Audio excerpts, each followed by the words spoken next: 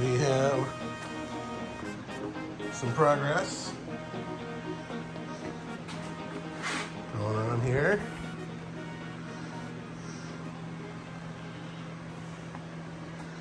You can kind of see the grill pieces, lower grill opening. There's the bumper. Isn't that wild? It's a big chunk of aluminum tied to the body horns there. Interesting air intake to keep it quiet. See how long that guy is? And then that's where it, right there is where it takes it in. You punch a hole through the bad fender, but I'd rather put a good fender down there. Getting an idea of kind of where the straightness is and ends. See, there's kind of a bend there, and then whoop, that's kicked out. And over here, that part is still pretty square there, and that's where we got kind of a bend there. You can buy the rad support piece. Well, with anything, you can buy kind of cheap kits online. Different body shops will sell the like a whole front clip that will allow you to they'll call it like a crash kit or something like that, and you just replace everything.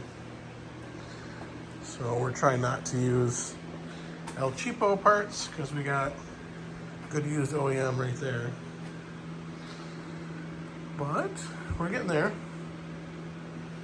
So just quick update on progress. There's your AC condenser, then your radiator right behind that, the electric fan hiding down there. That's all kind of pushed together. So we don't think there's any leaks in this, but it's definitely not perfect. The system is still contained, but we want to save a buck and just kind of reuse that. Try to leave it connected if we can. That'd be a pain when we have good used parts right there. So, yep. Okay. So we brought this in on Monday, I think, and today is Wednesday. So, day 3.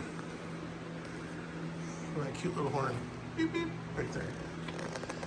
Okay, checking in. So we're working on a few projects in the shop, this, that, and the other thing. So we got our vibesies in here. We know it's all about the vibe. And we have one fender off. Insert some pictures there. We didn't video too much of that. There's that fender. It's a little bent if you look down the side of it. And also some of the brackets and stuff are bent on it, but we got some good ones. So you see how whacked some of this stuff is. This was originally straight here. And then there's the big hit is right there in that part. And then here's this fender is also kinked and hits the door. Both the hood hinges are bent. Yeah, so we're gonna buy a Porta Power tonight later, and that'll help us with some of this stuff. And then we're gonna start today by taking off that. They're 14 millimeters, which is a weird size.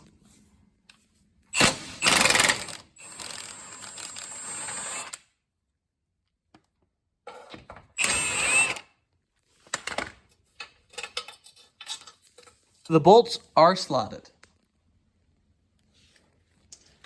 Or the studs, I guess.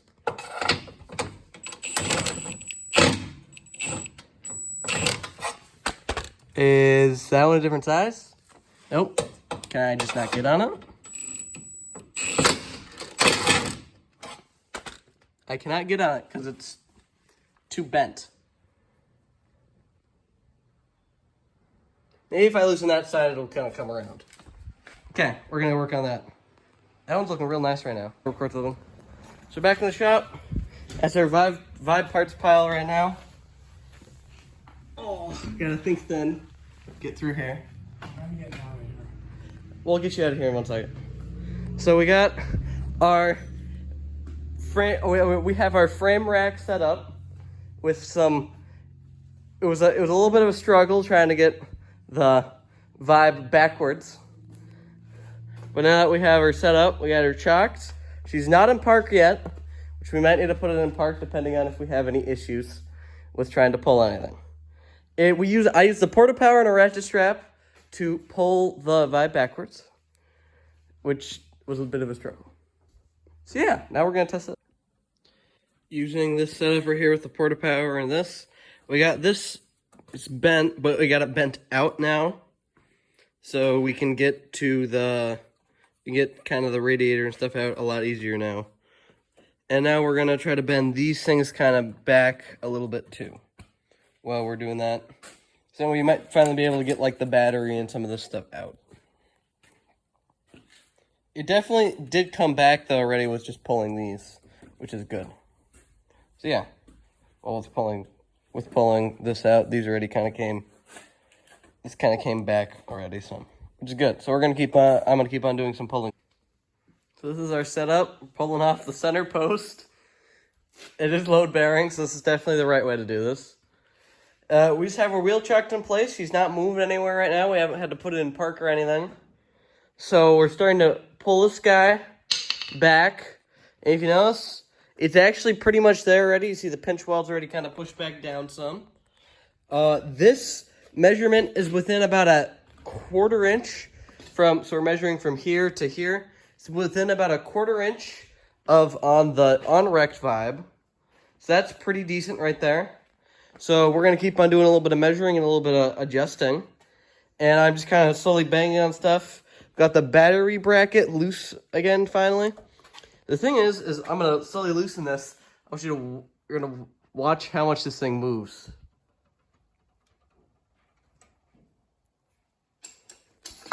Moves back and forth a lot.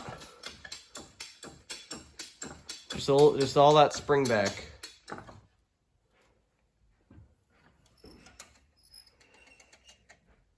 So we're going to keep on adjusting and going from here. This stuff's definitely kind of come back a lot. It's definitely still kind of kinked up though, which is definitely better than it was before. So yeah, now the fun part is trying to get this side, which is a little bit more difficult. Don't need that, just messing around. Did use the little pushy guy, though, with some of the offset ones to push some of this stuff back up here and kind of straighten in between these. So finally, this thing is actually kind of loose in here, which is nice.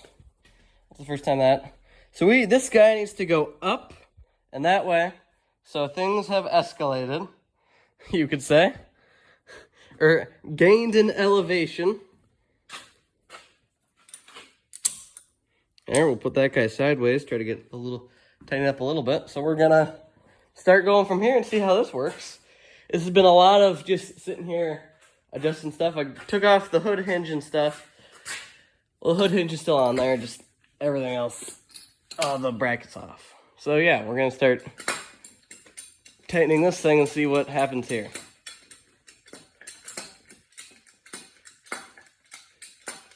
This thing needs like twice the throw.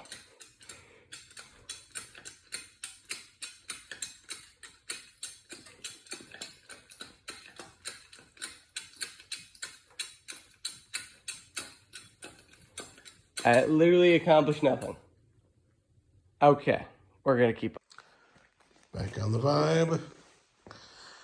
The only leak we can see appears to be one of the transmission cooler lines. So we are going to get the AC condenser out of the way. We got a new one to put in there, different one. And loosen the radiator up, pull it out a little bit, and see what we can see down in there to get at that line. So there's a plastic piece underneath the metal piece that's on the top, a bolt-in radiator support, and that's what holds the AC, radiator, and then the cooling fans from grabbing each other. But I would say we've got some pretty decent hydraulic power now. A little Harbor Freight action. We got our low mount down here. We got our high mount up here. And if we need more than just doing a block in the tire, we chain it to post, point to the post. Right there, we chain it to one of the posts we can get to. Of course, the interior here is all finished, but open the door and do that. This is getting stuff done. How far do we gotta go in? We gotta move in. Just a little bit.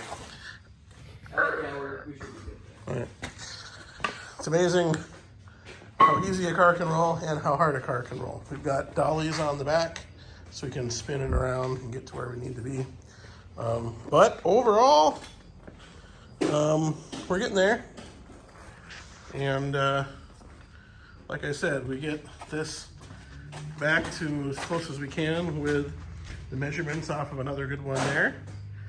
And then we can start popping pieces off of that and bringing it over here. So only got a couple days, couple hours in on this thing so far. If this were something I was just gonna drive every day, I'd probably just bend it back in place, leave everything how it is, and just rack up the miles and not worry about it. But it was looking nice, and we want to keep it looking sharp. Yeah, so that's what we got. It's Friday night, and gotta go edit some video. So thank you much. Be good, behave, and we'll see you. We've got porta power. We've got slide hammers. We've got pipe wrenches, and of course tape measures. Slowly getting back into place.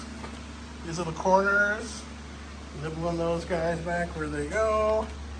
Getting everything nice, lined up and straight. Look at that right there. Pretty close. Radiator, we might just wash it out and leave it there. Pretty good.